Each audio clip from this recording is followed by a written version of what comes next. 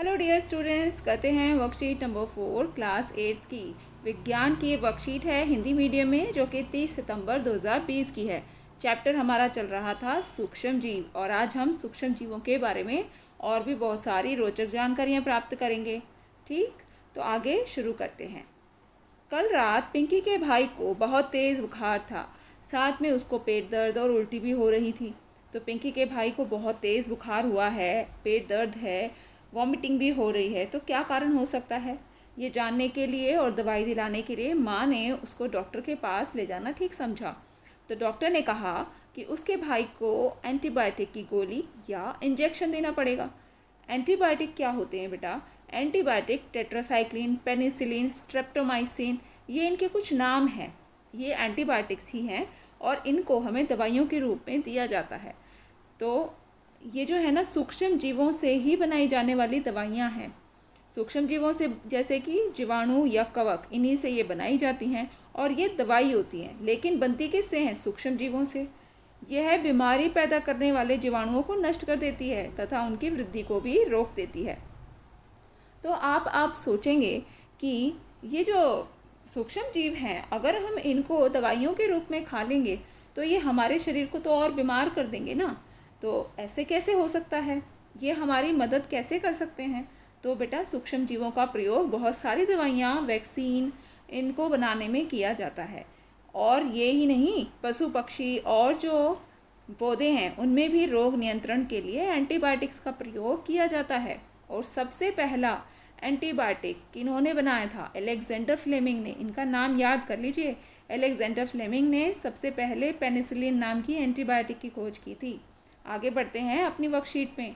आपने pulse polio टीकाकरण के बारे में ज़रूर सुना होगा, और आजकल तो कोरोना की वैक्सीन भी टीवी और अखबारों में बहुत चर्चा में है। टीका या वैक्सीन, ये क्या होते हैं, इनको जाने? तो टीका और वैक्सीन बेटा, एक सेकेंड रुकिए। तो टीका या वैक्सीन, इनसे क्या होता है, हमारे शरीर में रोग फैलाने वाले जो जीवाणु होते हैं उनको मृत या फिर कमज़ोर हालत में हमारे शरीर में डाला जाता है। क्यों? क्योंकि इनकी वजह से हमारा शरीर जो है इनसे लड़ना सीख जाता है। अगर वो एक्टिव, बिल्कुल जो है ना चुस्त, और उस अवस्था में हमारे शरीर में जाते हैं तो हमें बीमार करते हैं, क्योंकि हमारा शरीर उनसे लड़ने की क्षमता नहीं बना पाता। लेकिन जब इन्हें हमारे शरीर में कमज़ोर हालत में डाला जाएगा तो ये क्या करेंगे, इनसे हमारा शरीर आसानी से लड़ना भी सीख जाएगा और लड़ भी लेगा, हमें बीमार नहीं होने देगा। तो इस तरीके से हमारे शरीर में कुछ एंटीबॉडीज़ बन जाते हैं। एंटीबॉडीज़ एक बार बन गए तो हमारा शरीर कभी भी आगे फ्यूचर में वो सूक्ष्म जीव हमारे शरीर के अंदर अगर चला भी गया और हमें बीमार करने की कोशिश करने लगा, तो हमारे शरीर को तो उससे लड़ाई करनी आती है, तो वो सीख गया है। तो फिर क्या होगा कि हमारा शरीर फिर बीमार नहीं पड़ेगा। तो इसीलिए टीका या वैक्सीन छोटे बच्चों को छोटी उम्र में ही, देखो कितना नन्हा सा बच्चा है, इसको छोटी सी उम्र में टीके, या फिर जो पल्स पोलियो जो होता है उसको भी दिया जाता है। वो भी एक तरीके का टीका ही है, वैक्सीन है वो, ठीक है। और आपको बहुत सारे इंजेक्शन्स लगे भी होंगे। ये जो टीके होते हैं इंजेक्शन के रूप में भी दिए जाते हैं। आप इनको अपने पेरेंट्स से पूछना कि आपको कौन कौन से आज तक टीकाकरण हुआ है। तो आपको समझ आ गया कि माइक्रो ऑर्गेनिज्म या सूक्ष्म जीव हमारी दवाइयों में किस प्रकार हमारे शरीर को बीमारियों से बचाते हैं। ठीक है, तो यह प्रतिरक्षी जो है हमारे शरीर के अंदर आजीवन बने रहते हैं। एक बार टीकाकरण हुआ तो ये हमेशा हमारे शरीर में एंटीबॉडीज़ रहेंगे, प्रतिरक्षी रहेंगे। ये प्रतिरक्षी बहुत ज़रूरी होते हैं। अगर हमारे शरीर में किसी रोग के प्रति प्रतिरक्षी नहीं है तो हमारा शरीर बार बार उस बीमारी से ग्रस्त हो जाएगा, हम बार बार बीमार पड़ेंगे। लेकिन अगर एक बार प्रतिरक्षी हमारे शरीर में बन गए तो जितनी बार भी वो माइक्रो ऑर्गेनिज्म हमारे शरीर में घुसेगा, हमारा शरीर उससे लड़ लेगा और हम ठीक रहेंगे और रोगों से लड़ने के लिए हमेशा तैयार रहेंगे। बच्चों को बचपन में ही टीके लगाए जाते हैं ताकि उनका शरीर आजीवन बीमारियों से लड़ने के लिए तैयार रहे। ठीक है, तो आप समझ गए होंगे ना कि कैसे सूक्ष्म जीव हमारे लिए लाभदायक भी होते हैं।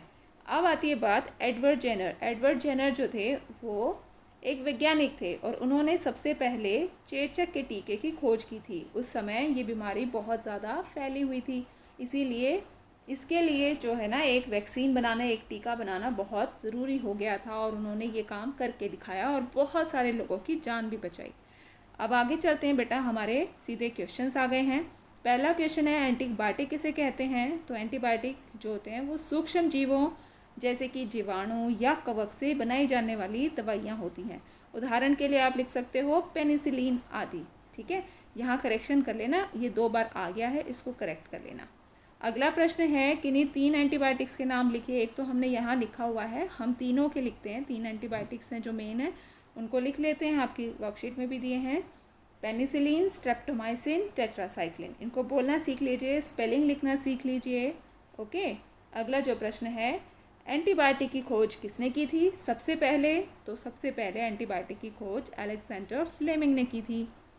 अगला जो प्रश्न है वैक्सीन किसे कहते हैं। अपने मम्मी पापा से पूछो कि उन्होंने बचपन में आपको कौन कौन से टीके लगवाए थे। तो इसका उत्तर आप लिख सकते हो, टीका या वैक्सीन के द्वारा हमारे शरीर में रोग फैलाने वाले जीवाणु मृत या कमज़ोर अवस्था में डाले जाते हैं ताकि हमारा शरीर जीवाणुओं से लड़ने के लिए प्रतिरक्षी उत्पन्न कर सके। इस प्रकार हमारा शरीर रोगों से लड़ने के लिए हमेशा तैयार रहता है। अब जो इसमें अगला प्रश्न है अपने मम्मी पापा से पूछकर आपको लिखना है। तो बेटा ये आप अपने पेरेंट्स से पूछिए कि आपको कौन कौन से टीके लगवाए गए थे। ये टीके सभी बच्चों को लगते हैं, इसीलिए मैं आपको यहाँ बता देती हूँ कि आपको एक तो BCG का टीका लगा होगा, ये अलग अलग बीमारियों से लड़ने के लिए हमारे शरीर में प्रतिरक्षी उत्पन्न करते हैं। दूसरा आपको DPT का भी लगा होगा और एक और आपको पता ही होगा, आपको याद भी होगा क्योंकि ये 5 साल तक के बच्चों को पिलाया जाता है, 2 ड्रॉप्स। तो ये है हमारा पल्स पोलियो, इसे आप हिंदी में भी लिख सकते हो। ठीक है, तो इंग्लिश या हिंदी किसी में भी लिखिए, उत्तर सही होना चाहिए। तो आप पल्स पोलियो ऐसे भी लिख सकते हो। तो बेटा ये आज आपकी वर्कशीट नंबर 4 थी, ये कंप्लीट हुई। इसको अच्छे से समझ लीजिए और समझ के ही करना। अपने टीचर्स को वर्कशीट अच्छे से कंप्लीट करके सेंड करिए। अपने दोस्तों के साथ इस वीडियो को ज़रूर शेयर कीजिए ताकि वो भी सीख सकें। मुझे कमेंट करके बताइए कि आपको आज की वीडियो कैसी लगी। थैंक्स फॉर वॉचिंग, मिलते हैं नेक्स्ट वीडियो में।